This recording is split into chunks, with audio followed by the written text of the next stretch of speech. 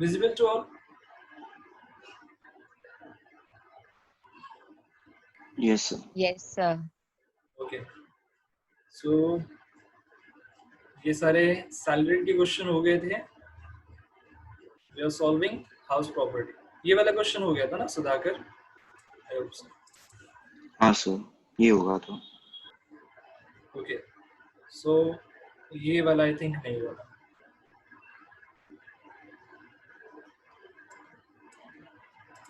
This is not done, ना? Mr. Mahesh. Okay. So next question is Mr. Mahesh. पहले हम लोग question solve कर लेते हैं. ठीक है? Then उसके बाद after that we'll solve. Okay. So देखो क्वेश्चन क्या बोला है. Mr. Mahesh is the owner of 2 houses.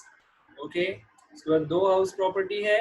He provides you the information of these 2 houses for the year ended 31st March 2020. That means previous year 2019-20. First house. Tell me, पहला house कौन सा है? SOP और LOP? First house is LOP. LOP. क्या लिखा है? First house is let out with municipal valuation rupees 3 lakh per annum. So municipal valuation is clearly given and actual rent is rupees 30,000 per month. Actual rent is rupees 30,000 per month. और आगे क्या लिखा है? Municipal tax paid 10%. Okay, so municipal tax is paid not on outstanding basis. ठीक है, municipal tax pay कर दिया गया है. 10% of what? 10% of municipal valuation. 10% of municipal valuation. So municipal valuation कितना है? Tell me. Municipal valuation is 3 lakh. Okay. 3 So lakh. 3 lakh पे आप 10% calculate करोगे, then you will get to know municipal 30,000. ठीक है 30,000. Yes.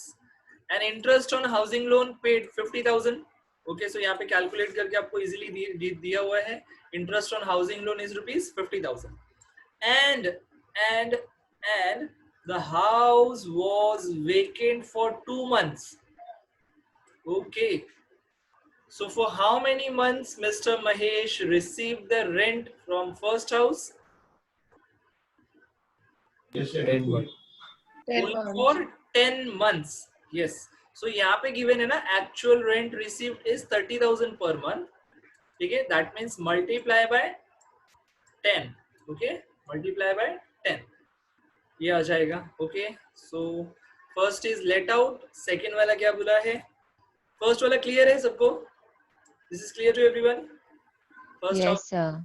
Okay. Second house is for self-occupied property. Okay, means SOP. So SOP में municipal valuation का कोई role है? Tell me. Is there any role for municipal valuation?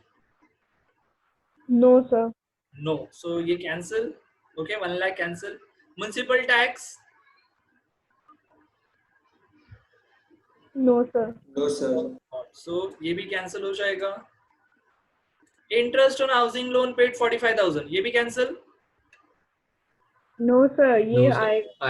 ये आएगा sir. यही तो है वो SOP का सहारा, बुढ़ापे का सहारा. यही तो आता है उसमें. So 45,000. So आंसर भी पता है आपको. SOP का आंसर क्या होगा? 45,000 नेगेटिव. Okay, 45,000 negative.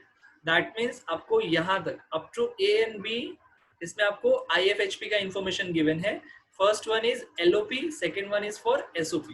तो आप कौन सा सॉल्व करोगे? विचएवर जो भी आपको बेटर लगे, कोई भी सॉल्व कर सकते हो. ठीक है. सो फर्स्ट नॉर्मली हम क्या सॉल्व करेंगे? LOP. देन उसके बाद में SOP. Okay, then next one is C part. He also received the following incomes during the year. और क्या क्या received हुआ है? Tell me. First one is interest on deposit with companies rupees 1,60,000. Tell me कहाँ जाएगा ये? House property income है? Is this house property income? IFOS में जाएगा. Yes, IFOS. ठीक है. So ये other source का income है. नेक्स्ट. एंड टेल मी, ये भी बताओ कि टैक्सेबल होगा या एग्जेम्प्ट होगा? IFOS में टैक्सेबल और exempt? Taxable. Taxable. Yes, taxable होगा because interest on deposit is taxable. ये सिर्फ एग्जाम कब होता है? इंटरेस्ट ऑन पीएफ और we can say interest on post office saving only up to 3500 तक एग्जाम होता है, बाकी सारे में taxable. I hope this is clear to everyone. Next, second one is dividend from Bank of India. Tell me, कहाँ जाएगा ये? IFOS. Exempt. Yes, IFOS. And ये बताओ taxable, Not taxable. or exempt? Not taxable. Okay, not taxable. Yash saying not taxable. And what about others? ध्यान से पढ़ना, then answer करना. मैंने बोला था ना, wait for 10 seconds and then answer. Sir, exempt. Okay, Ellie is saying exempt. And what about others? What they think?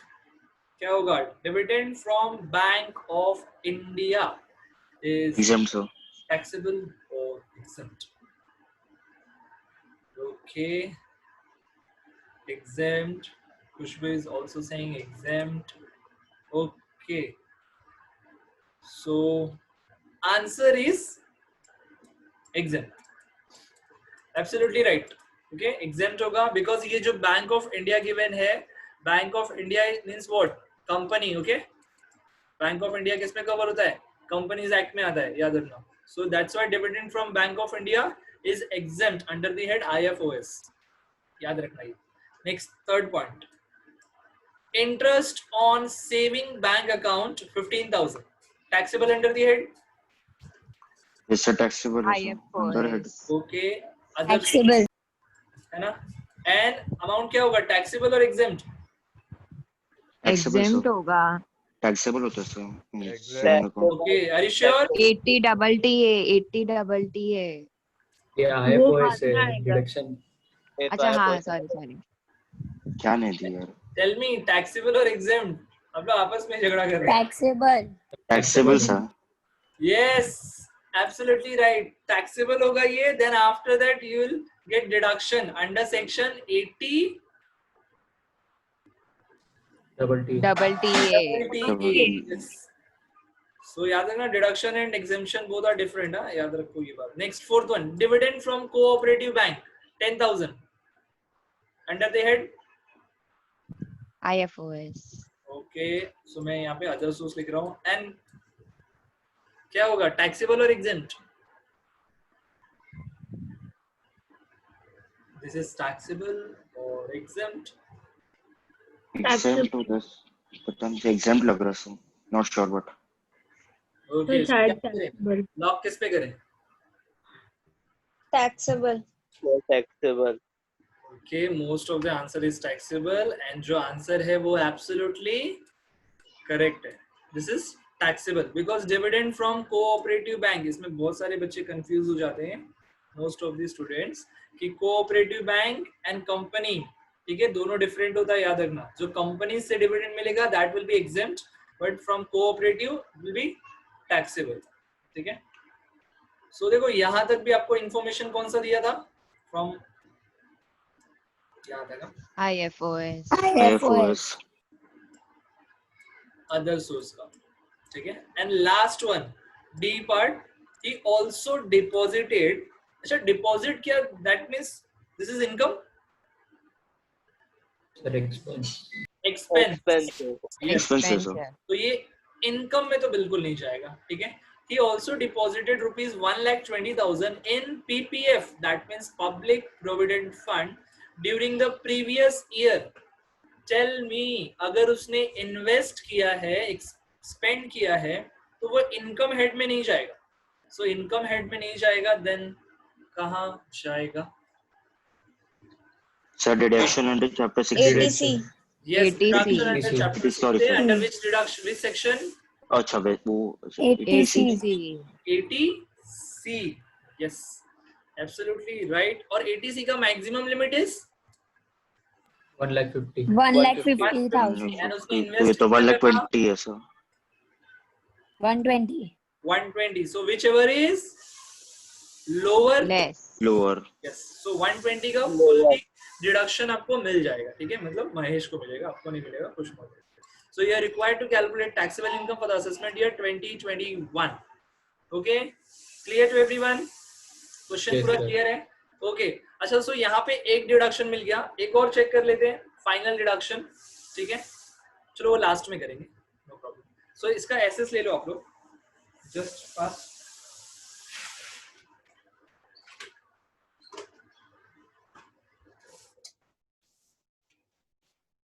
Sure, done. Okay and बाकी लोग जल्दी एसएस ले लो। Done, sir. Done? Okay. So stop sharing. Okay. Am I visible? Hello.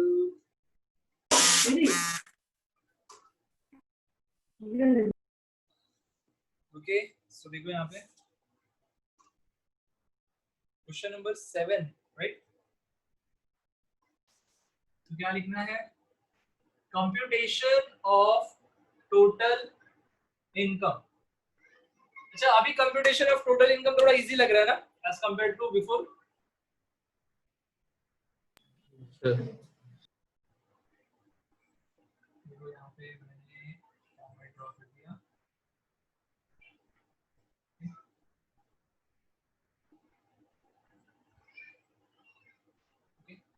This is particulars amount, ठीक है? वो heading में लिखना नहीं बोलना, 5 points, name of SSC, previous year, assessment year, legal status, residential status.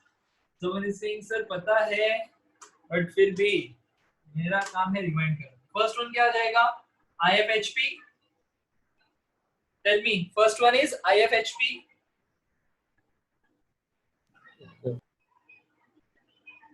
LOP. First one is IFHP, LOP. Okay. IFHP, LOP. Okay. So यहाँ पे tell me format क्या है? सबसे पहले क्या कैलकुलेट होगा? First one कैलकुलेट क्या होगा? Reasonable letting value. Yes. Reasonable letting value, and whichever is higher, ठीक है? कंपैरिजन किसमें होगा? First one is fair rent and second one municipal valuation, और we can say municipal value is also known as rateable value, ठीक है? So tell me fair rent कितना है question में? Fair rent is how much? Sir कुछ नहीं दिया है, ठीक है? So nil. And municipal valuation is 3 lakh. देखो मैं पॉइंट ए रीड कर रहा हूं, ठीक है? Point A is for let out, so वो वाला पॉइंट आपको देखना है, ठीक है? So reasonable letting value whichever is higher, fair rent is not given, that's why मैंने यहां पे नील लिखा। Municipal value is 3 lakh, whichever is higher 3 lakh. So ये 3 लाख क्या बन जाएगा मेरा? Reasonable letting value. Then after that क्या कैलकुलेट करते हैं? Gross annual value, again whichever is higher. Okay, first one is reasonable letting value 3 lakh. Okay, and next one is actual rent received. Tell me actual receive कितना है? Per month is actual 10 rent months के लिए per 3 month lakh. is 30,000 per month. Yes. So देखो यहाँ पे 30,000 per month given है ना? Okay, 30,000 per month, but multiply by only 10. 10. ठीक है? 10 months. क्यों? 2 months के लिए क्या था? वेकेंट था। So कितना आ जाएगा answer? 3 lakh. Sir, both are same, equal. 3 lakh, 3 lakh. तो कौन सा लेना है? एक्चुअली एक्चुअल रेंट रिसिप्ट का वैल्यू ज्यादा है। 30,000 into 12. अगर फॉर एग्जांपल मैं एक्चुअल रेंट रिसीव को यहाँ पे देखो और करके ऐसा करता, अगर फॉर एग्जांपल वेकेंट नहीं होता, ठीक है? So 30,000 per month multiply by 12, then how much? 3.6 lakh, 3,60,000 आता। अगर इन केस वो वेकेंट नहीं होता देन, तो that means actual rent receive क्या होगा? ज्यादा होगा ना, अगर वो वेकेंट नहीं होता तो। दैट्स व्हाई हम क्या लेंगे?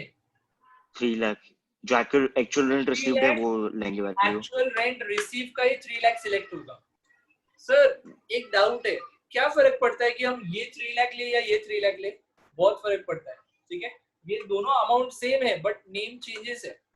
अगर may be in different question में अगर आपको फॉर एग्जांपल ये ऐसा आ गया, फॉर एग्जांपल 3 लाख की जगह पे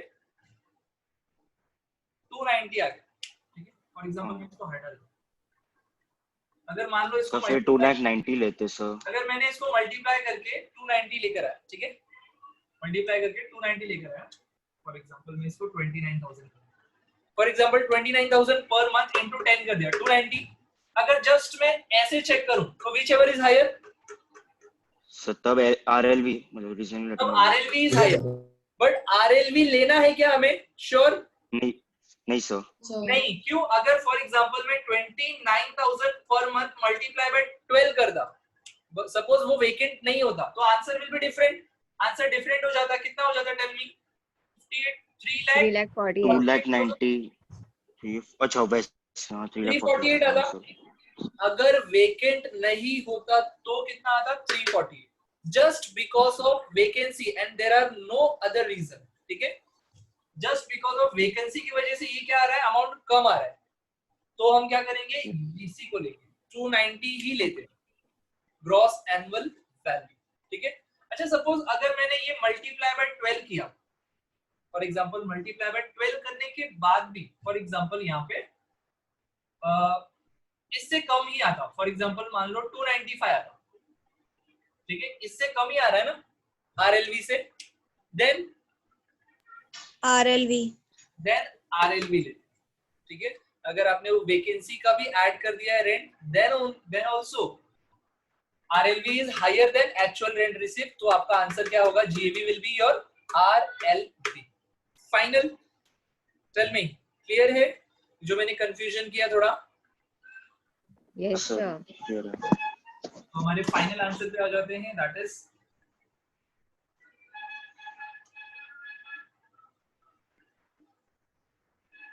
$30,000 per month into 10, which is 3 lakh, and our GAV is 3 lakh, ठीक है। सो यहाँ पे मैं अंडरलाइन कर देता हूँ, final answer GAV 3 lakh, then minus municipal tax, and this should be 30,000 10% of GAV 10% of actual rent received। सो यहाँ पे मैं चलो एक्सप्लेन करने के लिए लिख देता हूँ 10% of municipal valuation, municipal value sorry sir, ठीक है। जस्ट मैंने आपको ऐसा फ्यूचर रेफरेंस के लिए लिख दिया 10% of MV, so MV is 3 lakh, देखो यहाँ पे municipal value is 3 lakh, 3 lakh का 10% 30,000, डिडक्ट 270 नेम नामकरण NAV net annual value, in short NAV, then minus deduction under section 24, 24 first one standard deduction 30% of NAV so tell me 81,000 81,000 okay 81,000 right है ना, check करते रहना backup के लिए कोई। Next second one is interest on borrowed funds और we can say housing loan, ठीक है। कितना दिया है क्वेश्चन में? Interest on housing loan 50,000. 50,000 so 50,000, इसमें लिमिट है वो 30,000 2 लाख वाला, No, sir. No. इसमें नहीं होगा सर, SOP में होता है वो। दिस इज एलओपी, वो 30,000 और 2 लाख एसओपी में आता है, ठीक है।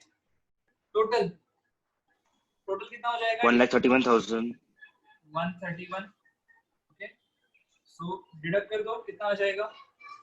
139 130, राइट है? 139 करेक्ट है? हाँ सर, Yes, हाँ sir. सर. ओके, सो ये आपका आंसर क्या आ गया? IFHP LOP, ठीक है। अब सेकंड क्या है? सेकंड इज SOP, तो देखो यहीं पे कैलकुलेट कर रहा हूं मैं, जस्ट फॉर एग्जांपल एसओपी का, नहीं चलो आगे उधर कर देते हैं, देखो जगह नहीं है, यहाँ पे सॉल्व कर देते हैं। एसओपी, एसओपी में GAV nil minus municipal tax nil, answer is nil. ठीक है, ये यहाँ NAV is nil. So less deduction under section 24, first one is standard nil, second one interest on housing loan, कितना है क्वेश्चन में, tell me, interest 45,000, SOP में देखो second वाला amount is interest on housing loan paid ₹45,000, so 45 total 45,000, सो ये negative 94,000, answer 94,000 होगा। Okay, सो देखो ये एसओपी का आंसर मिल गया। ठीक है, next one total IFHP, that is SOP plus LOP. SOP और LOP, LOP is 130 plus 140, 94,000। check it, right है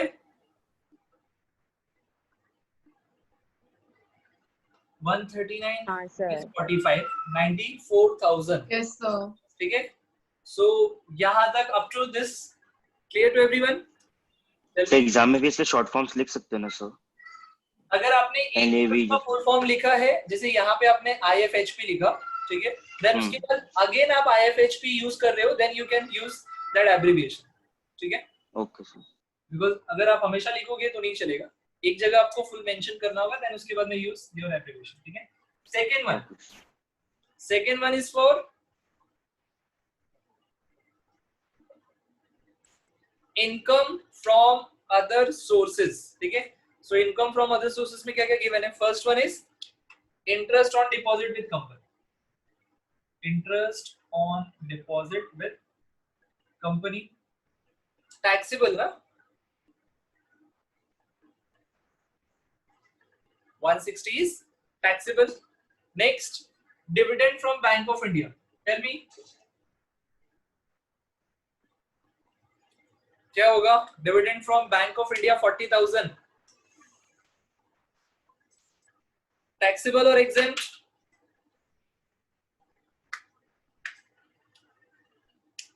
Exempt. Yes. So यहाँ पे लिखेंगे 40 minus exempt 40,000 and outside nil. Then ठीक है, then उसके बाद interest on saving bank,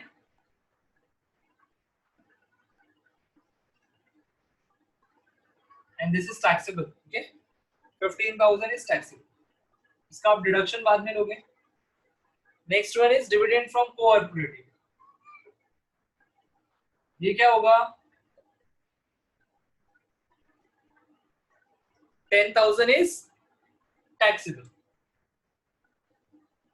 Okay, that's it. Other sources में और कुछ नहीं है। ठीक है, that's it, सिर्फ 4 ही था।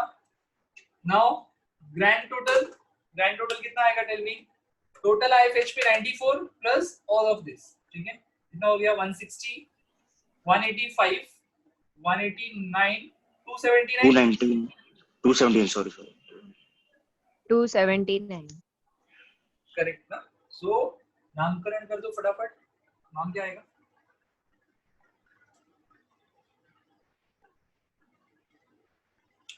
क्या आएगा नाम? Gross total income. Gross Yeah. total. Gross income। Gross total income, then minus deduction under chapter 6A।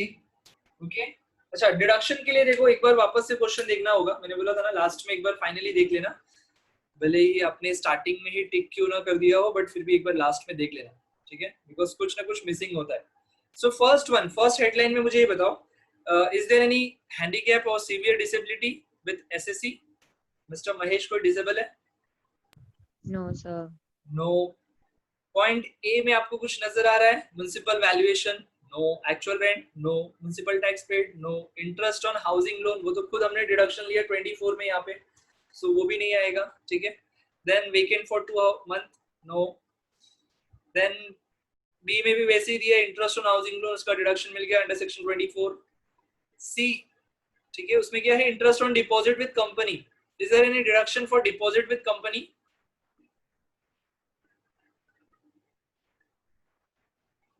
Is there any deduction for deposit with company? Absolutely not. ठीक है. Next, dividend from bank of India, ये तो exempt हो गया. Interest on saving bank account, ये 80TTA, 80TTA. Okay, ये एक आ गया. डिविडेंड फ्रॉम कोऑपरेटिव, इसका डिडक्शन है कहीं पे? नहीं सर.